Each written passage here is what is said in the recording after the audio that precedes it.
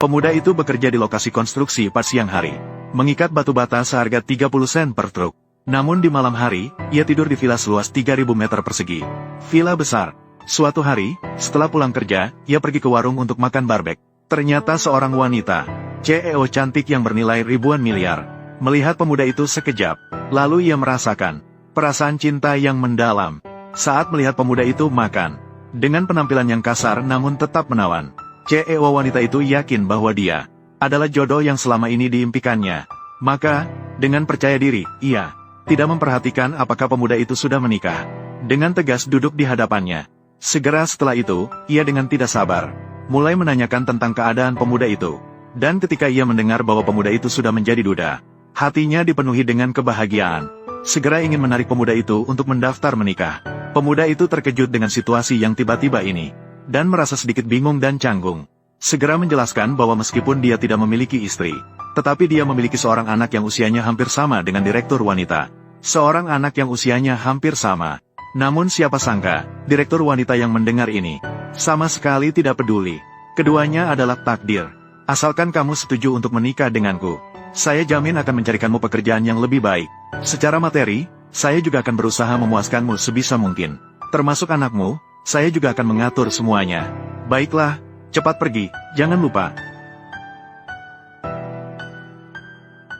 Begitulah, pemuda itu, dengan bingung, akhirnya menikah dengan direktur wanita. Sejak hari itu, pemuda yang bekerja mengangkut batu bata di lokasi konstruksi, menjadi kesayangan direktur wanita. Setiap hari, dia akan dengan gigih mengemudikan mobil puluhan kilometer, hanya untuk datang langsung ke lokasi konstruksi untuk memberikan kepada pemuda itu berbagai suplemen yang dia masak dengan hati-hati. Aduh, lumayan baik ya. Masih ada lagi. Aduh. Makan sampai kenyang baru bisa bekerja keras. Kita berdua.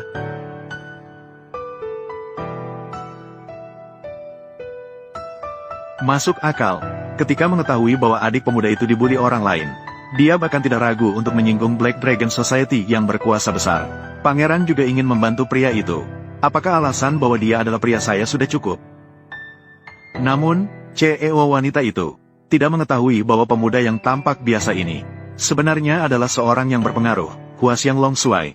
Dia menyembunyikan identitasnya hanya untuk menyelidiki pembunuh istrinya. Tidak pernah menyangka bahwa secara kebetulan dia menemukan istri baru untuk dirinya sendiri. Dan ketika kembali ke rumah untuk memastikan pemuda itu saat kembali ke lokasi konstruksi tidak akan menghadapi balas dendam dari musuh-musuhnya, CEO wanita itu dengan tegas memutuskan untuk mengeluarkan banyak uang, menghabiskan puluhan miliar untuk membeli seluruh lokasi konstruksi, dan membuatnya berubah menjadi bos di lokasi konstruksi. Perasaan yang mendalam ini membuat pemuda itu sangat terharu. Namun, saat pemuda itu tenggelam dalam perasaan terharu, ayah pangeran itu tiba-tiba datang mengunjungi masyarakat naga hitam yang Jiangxin. Untuk apa kamu di sini? Tentu saja datang untuk menemui Anda, Qizong. Sudah beberapa tahun kita tidak bertemu. Kenapa? Bahkan aku, pamanmu, tidak dianggap. Jika ada yang ingin dibicarakan, katakan saja. Jangan buang-buang waktuku. Sama seperti ayahmu, aku datang mencarimu hari ini untuk dua hal. Pertama, aku ingin membicarakan bisnis. Kedua, aku ingin menghitung beberapa hal. Apakah kalian masih punya hukum? Ini adalah wilayah keluarga Qi. Kamu hanya seorang yang imut. Di sini tidak ada tempat untukmu berbicara. Ayo, bawa itu ke sini. Apa maksudmu datang ke sini? Lepaskan. Apa artinya?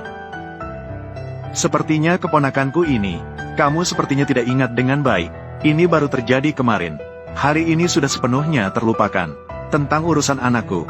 Kamu, Qizong, bukankah seharusnya kamu menjelaskan padaku? Selain itu, proyek yang ingin direbut keluargamu. Itu adalah proyek klub naga hitam. Kenapa? Apakah kamu ingin bersaing dengan Black Dragon Society untuk merebut proyek Kementerian Pertahanan ini? Kamu datang untuk ini. Tentu saja, Qizong, kamu harus berpikir dengan baik. Saya mewakili masyarakat naga hitam hari ini. Jika hari ini kita tidak bisa mencapai kesepakatan, jangan salahkan aku.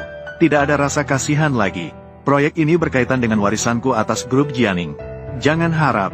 Sepertinya, Pak Qi, sepertinya Anda tidak berniat untuk berbicara dengan baik. Jika begitu, ayo bawa dia ke sini. Terjemahkan. Apa yang ingin kamu lakukan? Untuk apa? Karena Pak Qi tidak ingin berbicara dengan baik. Itu berarti suasana hati yang buruk. Karena suasana hati yang buruk, aku akan memberimu hidangan pembuka, agar kamu bisa bersenang-senang. Sekretaris kecilmu ini cukup menarik. Tubuhnya juga bagus. Lihat matanya, cukup cerah. Pegang dia dengan baik.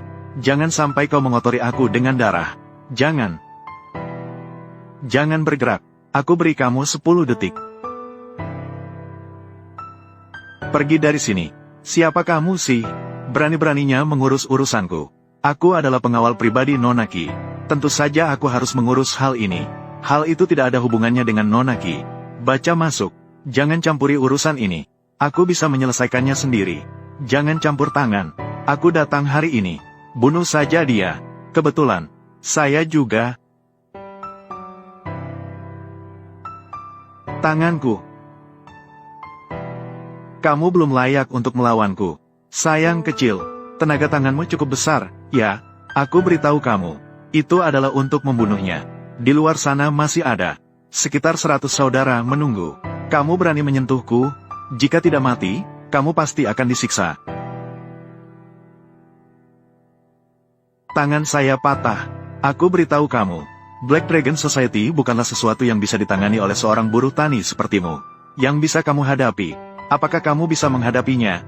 Coba saja. Saya tidak menginginkan proyek Linan lagi. Lepaskan dia. Kamu tidak bisa menghadapinya. Tidak apa-apa. Kebetulan hari ini saya sedang marah. Juga biarkan kamu lihat. Apakah bodyguard yang kamu sewa ini sepadan? Sayang kecil, kamu berani menyentuhku. Saya akan membiarkan saudara-saudara saya masuk dan membunuhmu. Jangan lama-lama. Sekarang saja. Bukankah itu sekitar 100 orang? Kebetulan saya juga ingin berlatih. Aku juga memberitahumu. Jika ada sesuatu yang terjadi pada dua wanita di ruangan ini. Jika terjadi sesuatu, hari ini nyawamu tinggal di sini. Apakah Linan sudah gila? Kertas bagaimana bisa jadi senjata? Pak Qi, sepertinya suami kamu ini harus mencari yang baru, ya. Yang Jiangxin cepat suruh orangmu berhenti. Bukankah kamu yang butuh proyek? Aku berikan padamu. Melepaskan orang juga bukan tidak mungkin. Hanya saja si kecil yang imut ini telah mematahkan satu tanganku. Aku harus mendapatkan sesuatu kembali, kan? Mau apa? Pengejaran pria ini. Bukankah itu hanya hal-hal itu? Sekarang aku sudah punya uang dan kekuasaan. Yang tersisa tentu saja adalah... Sepertinya Pak Qi kamu tidak setuju. Sebentar lagi. Tinggal menunggu untuk mengumpulkan mayat si kecil yang imut. Namun, apakah masih bisa meninggalkan mayat utuh? Itu tidak diketahui. Masyarakat naga hitam selalu menggunakan uang untuk melakukan sesuatu. Uang dan proyek bisa aku berikan padamu. Tapi aku hanya punya satu syarat. Cepat lepaskan orangnya. Mantap, Pak Qi. Namun yang saya inginkan adalah 500 juta. Asalkan uang dan kontrak bisa aku pegang. Aku langsung pergi, bagaimana? Ini jelas merupakan pemerasan. Pak Qi, bukankah ini yang kamu katakan sebelumnya? Dengar suara di luar sana, ya? Linan, bagaimana aku bisa menyelamatkanmu? Tuan Qi, jika tidak cepat, orang akan dipukul sampai hancur. Saya setuju. Sepertinya orang itu sudah mati. Tuan Qi, saya tidak bisa bekerja sama denganmu lagi. Semua ini karena aku, dia jadi seperti ini. Kamu, Tuan Yang, apakah masih ada orang lain? Panggil beberapa lagi. Aku baru saja mulai pemanasan, sudah selesai.